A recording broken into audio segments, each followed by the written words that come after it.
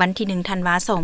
2025นี้มีหลายภาคส่วนได้มอบเงินอุปถัมภ์ให้กระทรวงป้องกันประเทศเพื่อประกอบส่วนนำใส่เข้าในเวียกงานฝึกซ้อมสวนสนามในโอกาสเฉลิมฉลองวันชาติที่2ธันวาคมครบรอบ50 ปี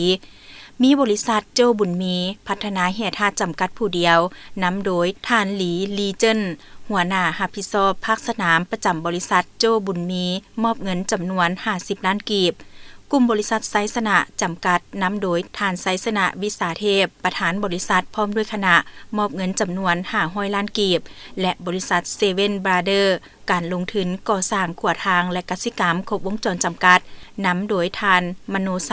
พรบรรทาประธานบริษัทพร้อมคณะมอบเงินจำนวน20ล้านกีบต่างหน้าให้กระทรวงป้องกันประเทศกล่าวรับโดยสหายพลตรีไพวันจันทพรหมมาหัวหน้าห้องว่าการกระทรวงป้องกันประเทศพร้อมด้วยคณะโอกาสนี้สหายพลตรีไพวันจันทพรหมมากล่าวรับวัตถุปัจจัยดังกล่าวพร้อมทั้งได้แสดงความขอบใจนำแต่ละภาคส่วนที่เห็นได้ความหมายสำคัญเวียกงานป้องกันชาติป้องกันความสงบและได้นำเอาเงินมามอบให้กระทรวงป้องกันประเทศโอกาสเฉลิมฉลองวันชาติที่2ธันวาคมครบรอบ50 ปี